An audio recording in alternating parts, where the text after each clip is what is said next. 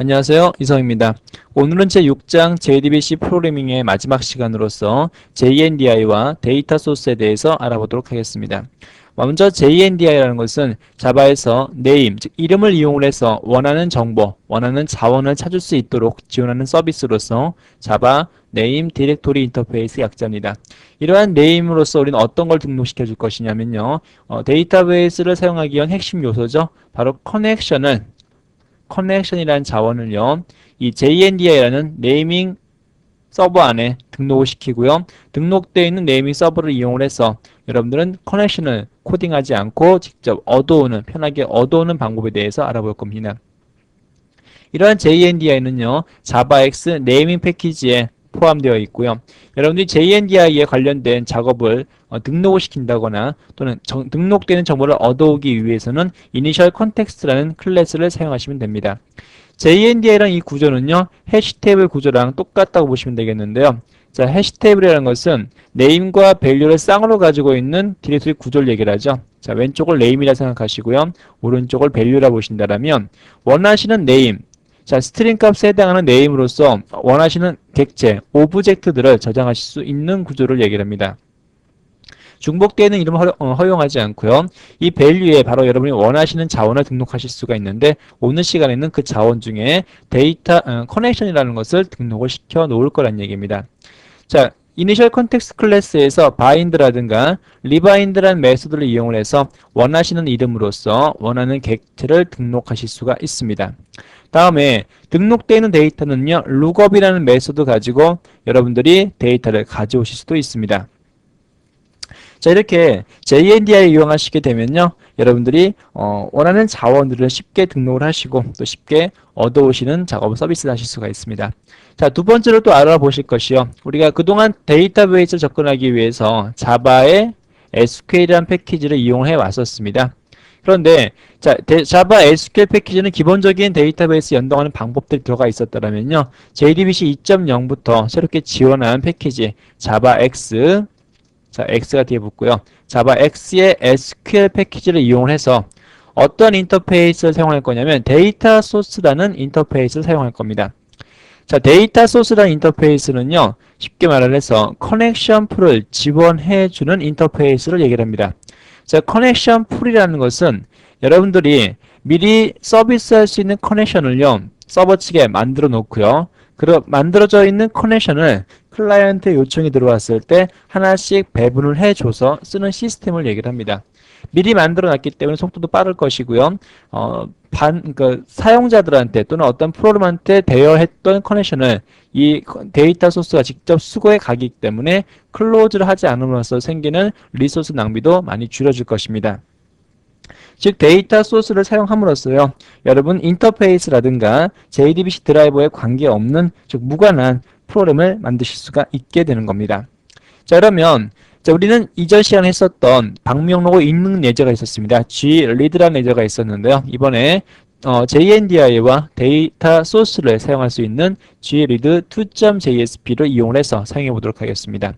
여러분이 통캣 5 버전에서 데이터 소스, 그다음에 JNDI 같은 서비스를 사용하기 위해서는요, web.xml 파일과 context.xml 파일 두 가지를 수정해 주셔야 되는데요. 잠시 후에 수정 항목을 한번 알아보도록 하고요. 자, 소스에서는요, 먼저 JNDI 서비스를 사용하기 위해서는 이니셜 컨텍스트를 여러분 이용하셔야 된다는 거 하고요. 다음에 lookup이라는 메소드는요, 등록되어 있는 네이밍 서비스로부터 여러분들이 자원을 찾고자 할 때, 자원을 가지고 오고자 할 때 사용하는 메소드가 lookup이라는 메소드입니다. 자, lookup이라는 메소드 갖고 여러분이 얻어오고자 하는 자원은 바로 데이터 소스라 얘기를 했었습니다. 이 데이터 소스를 사용하시게 되면요, 여러분 커넥션을 얻고자 할 때 ds, 데이터 source.get connection 하시면 되기 때문에 더 이상 데이터베이스의 접근에 관련된 코딩을 프로그램상에 하지 않을 거란 얘기입니다. 자, 그럼 실제 소스를 한번 보도록 하죠. 자, 먼저 자, gread2.jsp라는 페이지에서는요, 자, 데이터 소스를 여러분이 선언시켜 놨고요. 이러한 데이터 소스를 사용하기 위해서 이니셜 컨텍스트를 여러분이 생성을 해주게 하시면 되겠습니다. 다음에 자, 컨텍스트로부터 여러분이 이름을 찾고자 합니다. 룩업해서 이름을 찾으셔야 돼요. 첫 번째 찾고자 하는 이름은요, 자바 conf 자바 conf env라는 디폴트 이름. 자, 이 이름은 JNDI 서비스에 접근하기 위한 기본 이름이고요. 이 서비스 항목들 중에서 하위 레벨들 중에서 JDBC 슬러시 gbookdb라는 자원을 찾겠다는 메소드가 선언되어 있네요. 즉 JDBC 슬러시 gbookdb라는 이름의 데이터를 우리가 룩업 찾겠다는 뜻이죠. 자, 이때 가지고 온 데이터를 뭘로 캐스팅 시켜주겠다? 데이터 소스로 캐스팅 시켜서 여러분이 커넥션을 얻고자 할 때 사용하겠다는 얘기입니다. ds.get connection만 하시게 되면 더 이상 db를 연결하기 위해서 URL, 다음에 ID, 그리고 패스워드 같은 작업을 더 이상 하지 않아도 된다는 얘기입니다. 즉 컨텍스트를 이용해서 여러분들은 JDBC, 다음에 gbookdb라는 자원을 우리가 찾고자 하는 부분이라 보시면 되겠습니다. 그러면 과연 JDBC 슬러시 gbookdb라는 이 글자, 이 자원이 어떤 것인가 아셔야 되겠죠. 이 자원이 어떤 것인가에 대한 항목은요, 바로 컨텍스트에 대한 환경 설정 파일인 web.xml에 적용되어 있습니다. 자, web.xml 파일을 여러분이 지금 수정이 안 되어 있으실 텐데요. 여러분이 가지고 있는 컨텍스트에 web.xml 파일을 오픈하신 다음에 앞에와 같이 여러분들이 수정을 해주시면 되겠습니다. 자, 리소스 레퍼런스라는 엘리먼트를 등록을 시키시고요. 우리가 등록을 시키고자 하는 리소스 레퍼런스 이름은요, 바로 여기 나와 있죠. JDBC 슬러시 gbookdb라고 되어 있습니다. 이 gbook이라는 이 데이터를요, 여러분이 가지고 와서 데이터 소스로서 사용하겠다는 얘기죠. 다음에 이 gbook이라는 데이터 소스를요, 톰캣 5에서 사용하기 위해서는요, context.xml 파일이 필요한데요. 이 context.xml 파일 보시게 되면 바로 우리가 사용하고자 하는 리소스에 대해서 상세하게 설명시켜 놨습니다. 네임은 JDBC 슬러시 gbookdb라는 것이고, 다음에 이 이름을 갖고 서비스하고자 하는 항목은 바로 데이터 소스가 된다는 얘기입니다. 데이터 소스로서 가지고 오고자 하는 커넥션을 사용하기 위해서는 루트, 다음에 MySQL이라는 아이디와 패스워드가 사용되었고요. 드라이버 클래스 네임도 이용이 되어 있습니다. 하단에 보시게 되면 빼놓을 수 없는 것 중에 하나가 URL, 우리가 접근하고자 하는 데이터베이스 주소가 들어가 있죠. 자, 즉 코딩상에서 어디 볼까요? 자, 데이터베이스 접근하기 위한 코딩을요, JSP라든가 자바 코딩에서 직접 해준 것이 아니라 XML 파일, 환경 설정 파일에 이렇게 등록을 시켜놓고, 이러한 등록된 데이터는 네이밍 서비스에 의해서 우리가 소스에서는 룩업만 시켜줌으로써 원하시는 자원을 찾아가실 수 있다는 얘기입니다.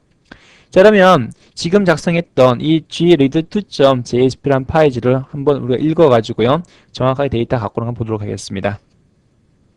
자, gread2.jsp라는 파일 읽어보시게 되면 여러분이 가지고 있는 데이터를 정확하게 보실 수가 있을 겁니다. 자, 데이터 소스를 이용하시게 되면요, 여러분들이 자바에 관련된 코딩을 많이 줄여주기 때문에 또 자원의 낭비도 많이 감소시켜주기 때문에 여러분들이 한번 좀 사용해 보도록 권하고 싶고요. 또 하나, 기존의 톰캣 4 버전에서는요, web.xml 파일에다가 등록만 시켜서 사용할 수 있었는데, 톰캣 5 버전에서는 context.xml 파일을 여러분들이 추가를 해 주셔야 한다는 것도 기억하시고요. web.xml 파일과 context.xml 파일 위치 다 기억하시나요? 한번 살펴봅시다. 자, web.xml 파일은요, webinf라는 폴더에 존재하고 있으면 되겠죠. 다음에 context.xml 파일은요, metainf라는 폴더에 존재하고 있다는 게 좀 달라지겠네요. 그래서 metainf와 webinf에 각각 context.xml 파일, 그리고 web.xml 파일이 들어가 있는 것을 꼭 체크하시고 여러분들이 본 예제를 실행해 보시기 바랍니다. 자, 6장은 여기까지고요. 다음 시간에는요, 이러한 JDBC를 좀 더 활용시켜 보는 예제를 다뤄보도록 하겠습니다. 수고하셨습니다.